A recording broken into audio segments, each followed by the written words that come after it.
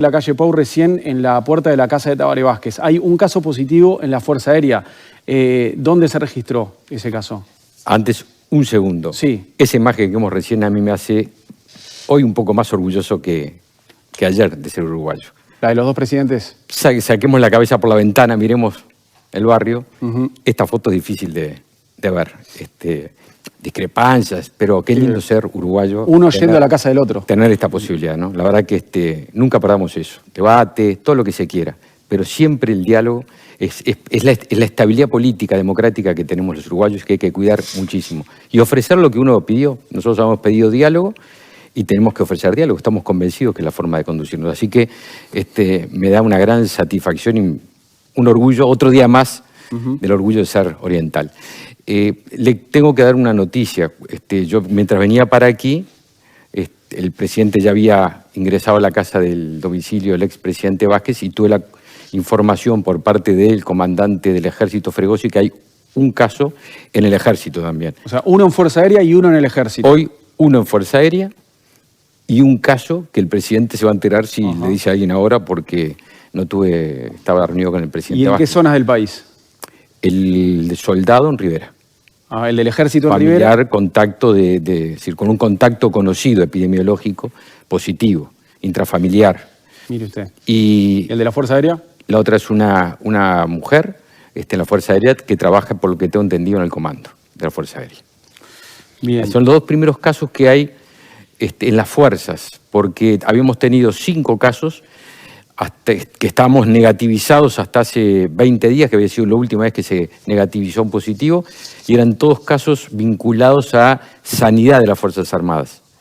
Los dos primeros casos en las fuerzas son estos que estamos charlando. Y ahora, ministro, ¿qué protocolo se inicia en el Ejército y en la Fuerza Aérea? Bueno, el paciente, el mismo protocolo, ¿no? Es decir, cuando uno encuentra un caso positivo, ese tiene el tratamiento que sea necesario, se estudia los contactos. ¿Compañeros en cuarentena? Exacto, y claro. Y se va siguiendo el protocolo de hisoparlos y verla. Y seguir el caso aunque den negativos o la aparición de síntomas. En el caso del Ejército es en Rivera, igual puedo decirle, hay un caso, un contacto intrafamiliar conocido. Bien, la cuarentena de los compañeros, ¿no?, de las dos personas infectadas, implica que también los más cercanos ya van a test, o sea, ¿ya les hacen el test ahora? Sí, claro. Sí, eso ¿y ya se los hicieron? Los contactos es como si fuera cualquier como usted. Si acá en el estudio ver otro caso, ya van a hacer un... ¿Y estos ya los realizaron hoy? Bueno, yo me acabo de enterar hace hace media hora, no más, Bien. porque yo había salido de casa y no había llegado aquí. García, entre otras medidas para combatir la pandemia en el norte del país, el Ministerio de Salud informó que se van a instalar barreras sanitarias en puntos estratégicos de la frontera, ¿no?, y en el acceso a la ciudad de Rivera. Y se van a realizar controles militares carreteros por parte del Ministerio de Defensa, impidiendo el paso salvo razones justificadas. ¿Cuáles son esas razones justificadas? ¿Quién puede pasar? Quien reside o quien trabaja en el lugar. Es decir, hemos movido las perillas en el sentido de intensificar tanto en cantidad como en calidad los controles que hacemos mediante ley de fronteras. Yo anoche mismo, nosotros llegamos a Rivera anoche, yo me había comunicado con el comandante del Ejército y con el jefe divisionario, con el comandante Fregosi y con el general Martínez, y les había pedido ya intensificar en los lugares donde estamos, Curtiseira y en Paso a Tobí, en la ruta 27, que eran los dos controles que teníamos, la presencia. Hoy duplicamos, a partir de la reunión que tuvimos toda la jornada de hoy con las autoridades departamentales y de gobierno que estamos allí, duplicamos los puestos de control. Vamos a tener 2 puestos más, uno al este y otro al norte de la ciudad de Rivera. Le diría que en términos numéricos, por eso le digo lo de la cantidad, estamos con un contingente de unos 100 soldados empeñados en esta tarea. ¿De cuántos vehículos hablamos, por ejemplo? Bueno, no es solo vehículos, es presencia terrestre, exactamente, ¿no? Que tiene apoyos, obviamente, de jeeps, etcétera. De unos 100 soldados, vamos a pasar seguramente al entorno de 150 soldados en los turnos. Fíjense que llevamos, en entorno de 800.000 horas de trabajo desde el 16 de marzo a la fecha de servicio de mujeres y hombres bajo la ley de frontera. 3.000 patrullajes, 1.000 puestos de control sumados, ¿no? Los que hemos tenido. Hoy vuelvo a reiterar, duplicamos, no quiere decir que nos quedemos ahí, ¿eh? Puede suceder que... ¿Que incremente más? Que incrementemos, puede suceder. Eso en la cantidad. En la calidad, la pregunta que tú, Mariano, me hacías. Bueno, la decisión de hoy fue que a Rivera, a la capital departamental, ingresaran o salieran aquellas personas que tuvieran un motivo muy particular, muy vinculado, que viven residencia en la capital o dependencia laboral en la capital. O si tenés una urgencia de repente. Bueno, obviamente en la situación, claro, una ambulancia, una cosa por el estilo. Pero digo, ¿por qué? Porque nos parece oportuno que la medida necesaria es tratar de considerar, en este caso, a la ciudad de Rivera como un lugar que hay que tratar de que se focalice allí y que no evada de allí el control. ¿Y qué tecnología? Eso es perdón, Mariano, eso sumado a toda la otra batería de medidas que se resolvieron hoy, que son 6 o 7 decisiones más, que van la suspensión del inicio de las clases. O sea, se iban a iniciar, se posterga el inicio, los protocolos a nivel departamental, la creación, o la instalación, mejor dicho, de una comisión binacional de frontera entre Uruguay, Rivera y Libramento. Y creo que esto es muy importante porque verlo aquí a 500 kilómetros, todos ustedes lo conocen y muchísimos de los televidentes, pero no es la misma, a ver, la realidad que puede surgir en Montevideo, Canelones, Fraiventos que Rivera, o que Chuy, que tiene una realidad bastante particular, similar a Rivera, es decir, donde usted está con una pierna en un país y con otra pierna en el otro, donde su vida transita a través de la binacionalidad. Sí. Trabaja en un lugar, duerme en el otro, es decir, tiene una vida compartida. Por lo tanto, el tratamiento debe ser diferente, absolutamente diferente. Bueno, este era un convenio que había un acuerdo binacional que tuvo varias partes, empezó en el 2002, siguió en el 2008.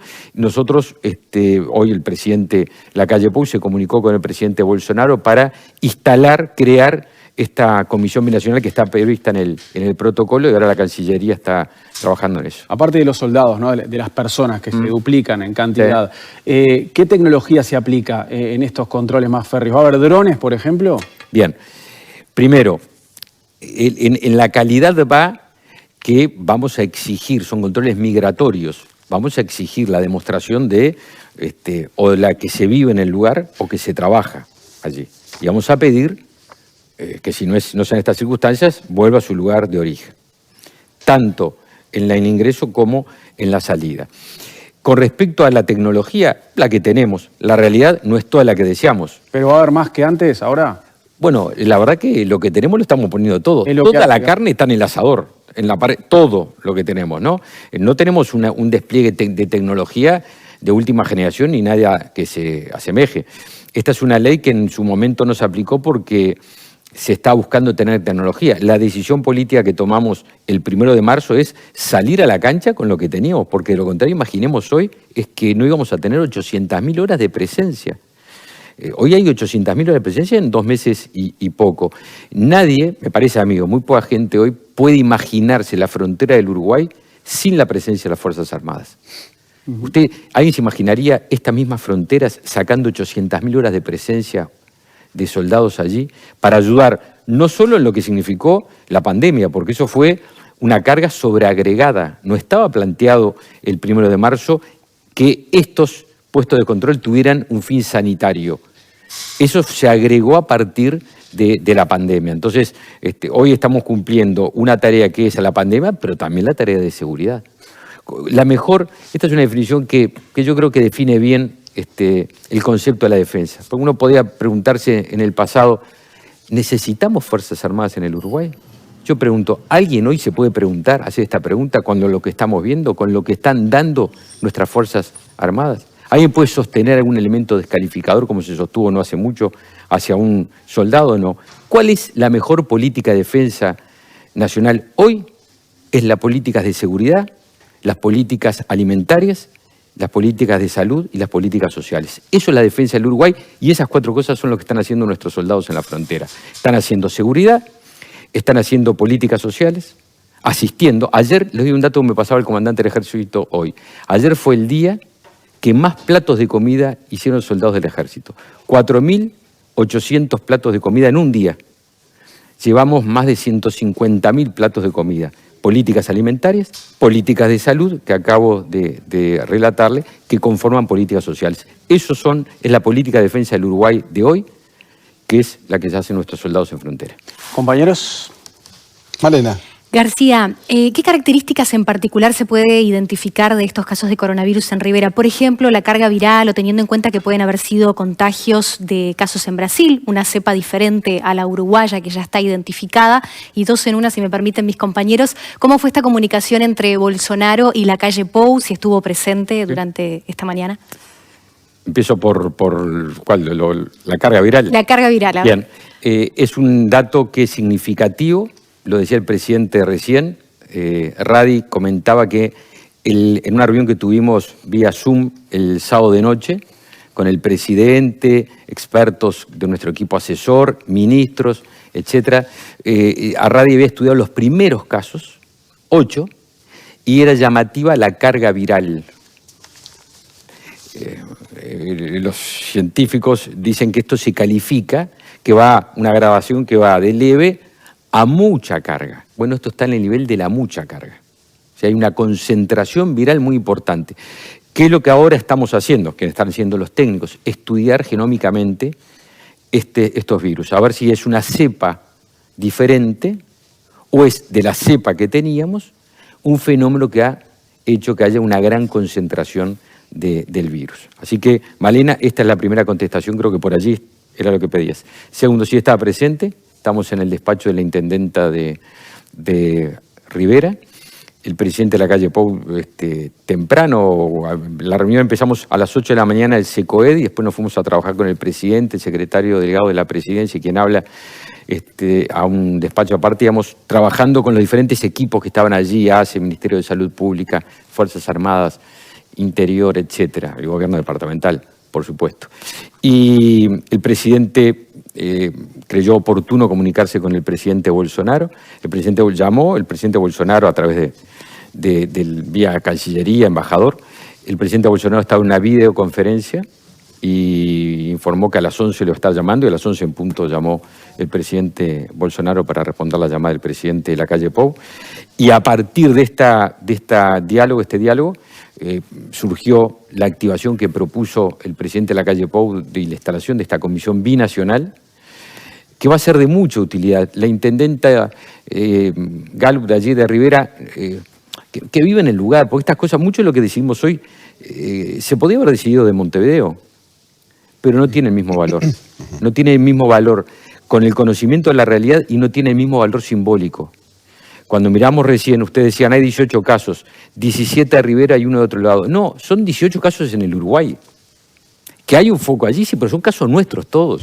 No hay que hacer una especie como de fijación solo allí. Tenemos un problema hoy que el foco lo tiene Rivera como podría estar en otro lugar. Y vuelvo a reiterar, estuvimos allí y nos relataba la intendente la vida esa binacional que con su colega prefeita de allí de Libramento, el pasaje de información, la toma de decisiones era cuestión de todos los días. Bueno, ahora se le da un marco, se lo inscribe en un marco institucional que es el convenio entre los dos países. Ministro, permítame, le voy a cambiar de tema, porque hay algo que le queríamos preguntar. El pasado jueves 14 de mayo, en la base naval del Cerro, donde está el Comando de Infantería de la Marina, el Servicio de Armamentos, es un lugar clave en lo que respecta a la defensa, aparecieron intrusos y escaparon en una nave, una Gomón Zodiac con motor fuera de borda.